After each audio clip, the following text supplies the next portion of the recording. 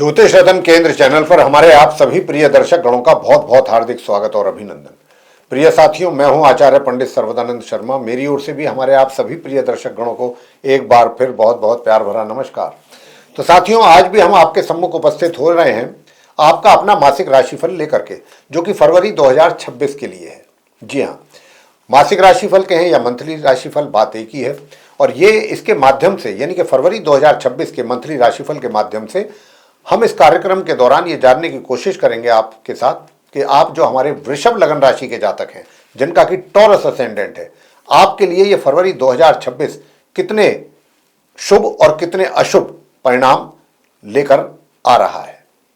और साथियों, जब बात शुभ और अशुभ परिणामों की होती है तो निश्चित रूप से ग्रहों की बात ना हो ऐसा तो हो ही नहीं सकता, क्योंकि जो भी हमारे जीवन में हमको अच्छे बुरे परिणामों की प्राप्ति होती है उसका माध्यम तो हमारे ग्रह ही तो होते हैं।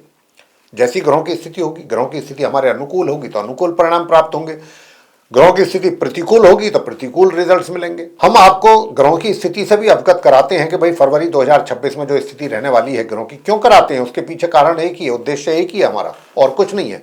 कि संक्षेप में हम बहुत थोड़ी सी स्थिति आपको क्लियर इसलिए करते हैं ताकि कम से कम हमारे जातकों को पता तो रहे कि भाई हमारा कौन सा ग्रह 9 ग्रहों में से ऐसा है कि जो हमें अच्छे रिजल्ट दे रहा है, इस बार कौन सा ग्रह ऐसा है जो हमें अच्छे रिजल्ट नहीं दे रहा या नहीं देगा। अब हम जो उपाय आपको देते हैं अंत में, वो तो हम उन्हीं ग्रहों के इससे संबंधित देते हैं जो आपको अशुभ परिणाम देने के लिए बैठे हैं। तो फिर जब आपको ये पता होगा तो आप बहुत श्रद्धा भाव से उस चाहेंगे कि भाई उस ग्रह को शांत कर सकें ताकि उससे संबंधित अशुभ परिणामों से आप बच सकें। यही एक उद्देश्य है और दूसरा कोई उद्देश्य नहीं है ग्रहों की स्थिति से आपको अवगत कराने के पीछे। तो आइए साथियों, सबसे पहले हम आपको बहुत संक्षेप में ग्रहों की स्थिति से अवगत कराते हैं, उसके बाद आके चर्चा को बढ़ाएंगे। तो आप ठीक मेरे पीछे स्क्रीन पर चार्ट जो डिस्प्ले हो रहा है उसको देख पा रहे हैं। ये आप वृषभ लगन राशि के ही जातकों का चार्ट है और इसमें ग्रहों की स्थिति को हमने बहुत स्पष्ट रूप से दर्शाया, कौन सा ग्रह किस ग्रह के साथ किस भाव में यानी हाउस में और किस राशि में बैठ करके अपना संबंध बना रहा है, कौन सा ग्रह इस महीने अपना राशि परिवर्तन करेगा।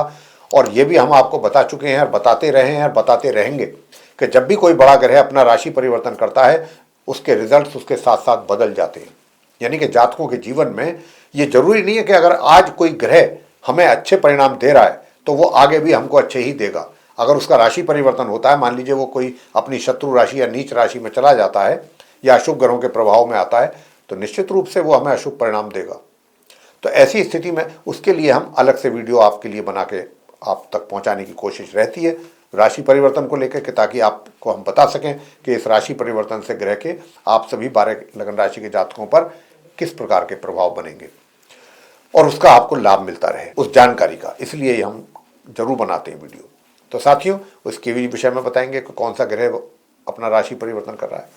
तो आइए साथियों, चर्चा को आगे बढ़ाएं उससे पहले एक छोटा सा निवेदन आपसे करना चाहेंगे, और वो ये कि अगर आप अभी हमारे चैनल पर नए हैं तो आप चैनल को सबसे पहले सब्सक्राइब जरूर कर लें, क्योंकि आने वाले दिनों में जो भी एस्ट्रोलॉजी से रिलेटेड, ज्योतिष से रिलेटेड वीडियोस बनेंगे भिन्न भिन्न विषयों पर ज्योतिष के, ताकि वो भी समय पर आप तक पहुंच सकें और उनका भी आप समय पर लाभ उठा सकें।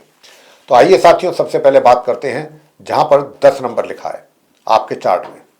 ये नवम भाव है और यहाँ पर सूर्य और मंगल की युति बनी हुई है। सूर्य मंगल आपस में परम मित्र हैं, लेकिन नुकसान मंगल को हो रहा है उनकी मित्रता का। राजयोग का भी निर्माण हो रहा है, साथ में नुकसान भी हो रहा है, क्योंकि मंगल जो है अस्त हो गए हैं। अब स्थिति में अस्त जब कोई भी ग्रह होता है तो उससे संबंधित अच्छे परिणाम प्राप्त नहीं हो पाते। बेशक चाहे वो कितना ही अच्छा राजयोग बना रहा हो, कुछ ना कुछ अपने मतलब बैड इफेक्ट्स भी वो जातक के जीवन में जरूर छोड़ता है। तो यहाँ पर सबसे पहले सूर्य की बात करेंगे कि सूर्य अभी यहाँ विराजमान है माह के आरंभ से, लेकिन ये 12 फरवरी तक ही रहेंगे यहाँ मकर राशि में। ये इनकी शत्रु राशि है, इनके पुत्र शनिदेव की राशि है मकर राशि, और सूर्य जो हैं शनि के साथ अपना शत्रुतापूर्ण व्यवहार रखते हैं, दोनों ही एक दूसरे के साथ, पिता और पुत्र। तो सूर्य 12 तारीख को यहाँ से अपना राशि परिवर्तन करते हुए निकल जाएंगे, आगे जाएंगे कुंभ राशि है 11 नंबर, वो भी शत्रु राशि है क्योंकि वो भी शनिदेव की राशि कुंभ है। और वहां पर जब ये जाएंगे तो वहां पर पहले से ही 3 ग्रह मौजूद हैं, राहु बुध और शुक्र। हालांकि वो तीनों ग्रह तो आपस में अच्छे संबंध हैं, उनके शत्रु नहीं है एक दूसरे के। राहु शुक्र मित्र हैं, शुक्र बुध मित्र हैं, राहु बुध सम है। सूर्य वहां पहुंचेंगे तो सूर्य के 2 शत्रु होंगे वहां, राहु और शुक्र। तो ये चतुर्ग्रही योग बनेगा उसके बाद जो है सूर्य वहां पूरे महीने रहेंगे 12 फरवरी से। मंगल 23 फरवरी को अपना राशि परिवर्तन करेंगे और ये भी मार्गी और अस्त अवस्था में यहां से निकलेंगे मंगल, और ये भी अपनी शत्रु मतलब एक तरीके से शत्रु राशि है, शनि की राशि, वहां पर इनका प्रवेश होगा। और जब ये जाएंगे वहां पर प्रवेश करेंगे तो पहले ही 4 ग्रह मौजूद होंगे, 5 में ये पहुंचेंगे तो पंचग्रही योग बन जाएगा। अभी त्रिग्रही है, फिर चतुर्ग्रही होगा, फिर पंचग्रही होगा आपके करियर हाउस में, दशम भाव में। और फिर ये भी माह के अंत तक 23 फरवरी से वहां बने रहेंगे मार्गी और अस्त अवस्था में। आगे बात करेंगे शुक्र की। देखिए शुक्र जो है ये जहां अभी आप उनको दशम भाव में बैठे देख रहे हैं कुंभ राशि में, बेसिकली ये 5 फरवरी को आएंगे यहाँ। 1 फरवरी से 5 फरवरी तक ये अपने मित्र राशि मकर में ही रहेंगे जहां सूर्य और मंगल हैं। 5 दिन वहीं रहेंगे माह के आरंभ में।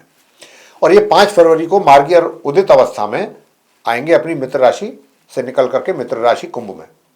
वहां पर इनको राहु और बुध का भी सहयोग साथ मिलेगा, तो ये त्रिग्रही योग बन जाएगा द्विग्रही योग से। बात और माह के अंत तक ये रहेंगे यहाँ। बुध की भी बात कर लेते हैं, तो बुध भी जो है यहाँ पर 3 फरवरी को आएंगे, जहां अभी आप उनको बैठा हुआ देख रहे हैं कुंभ राशि में दशम भाव में। 1 फरवरी से 3 फरवरी तक 3 दिन ये अपनी समराशि मकर में सूर्य मंगल के साथ बने रहेंगे नवम भाव में, और 3 फरवरी को ये यहाँ आएंगे। और उसके बाद जब ये आएंगे 8 मार्गी और अस्तवस्था में, लेकिन 8 फरवरी को ये उदय हो जाएंगे पश्चिम में, और 28 फरवरी को ये दोबारा अस्त होंगे फिर बुध। 26 फरवरी को ये उल्टी चाल चलना आरंभ कर देंगे कुंभ राशि में। ये बुध की स्थिति है। आगे शनि की बात कर लेते हैं, जहां पर 12 नंबर लिखा है, ये मीन राशि है गुरु बृहस्पति की और एकादश भाव है। शनि यहां पर पूरे महीने मार्गी और उदित अवस्था में बने रहेंगे। आगे बात करेंगे बृहस्पति की। बृहस्पति जो है वो 2nd हाउस में है चार्ट में आपके, द्वितीय भाव में। यहाँ पर 3 नंबर लिखा है, ये बुध की राशि मिथुन है, और हालांकि बृहस्पति की तो ये शत्रु राशि है, तो अपनी इस शत्रु राशि में ही पूरे माह ये बने रहेंगे फरवरी, और उल्टी चाल ये यहाँ पर चल रहे हैं। वैसे तो उदित अवस्था में है। अंत में बात करेंगे केतु की। केतु अभी जो है वो अपनी शत्रु राशि सिंह में बने हुए हैं, बने रहेंगे और अभी लंबे समय तक बने रहेंगे 4th भाव में। राहु भी अपनी मित्र राशि कुंभ में दशम भाव में बने हुए हैं और अभी लंबे समय तक बने रहेंगे। तो ये स्थिति है ग्रहों की, इससे जिससे हमने अभी आपको अवगत कराया है। अब हम इन्हीं ग्रहों के आधार पर आपको बताने जा रहे हैं किस किस प्रकार के भिन्न भिन्न क्षेत्रों में आपको परिणामों की प्राप्ति के योग बन रहे हैं, और जहां पर भी नकारात्मक परिणामों की प्राप्ति का हमें लगेगा कि भाई इस तरीके की संभावनाएं बन रही हैं, तो उससे संबंधित उपाय अंत में आपको जरूर देंगे।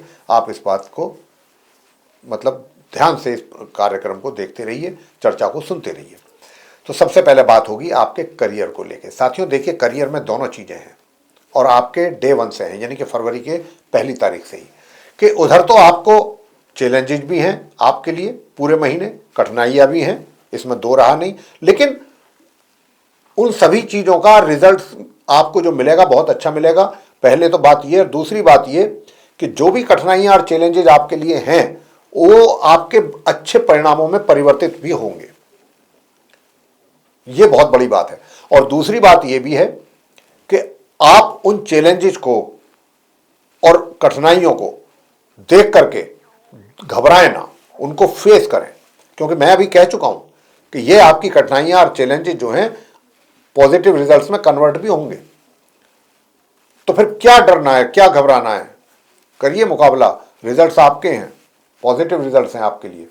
तो ये तो आपके करियर को लेकर के बात है। धन की बात कर लें, धन सामान्य से मध्यम स्थिति दिख रही है, होता हुआ दिख रहा है, वो आता रहेगा आपके हाथों में।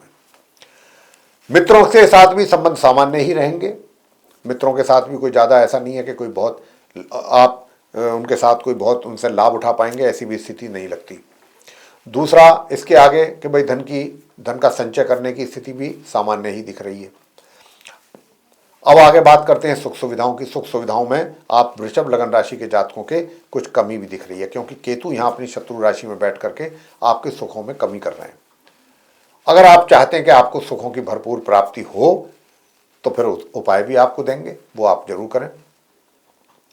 साथियों अगर आपकी बात करें लव अफेयर की, प्रेम संबंधों की, तो देखिए प्रेम संबंधों की ओर तो ग्रहों का बहुत स्पष्ट संकेत है कि प्रेम संबंध तो रहेंगे, लेकिन वो कहते हैं ना कि प्यार है तो तकरार है, तो वही स्थिति आपके केस में मैं यहां पर भी देख रहा हूं। यूं तो विवाह का भी योग दिख रहा है मुझको, और ये विवाह का योग बन रहा है आपके फरवरी के 23 तारीख से। माह के अंत तक।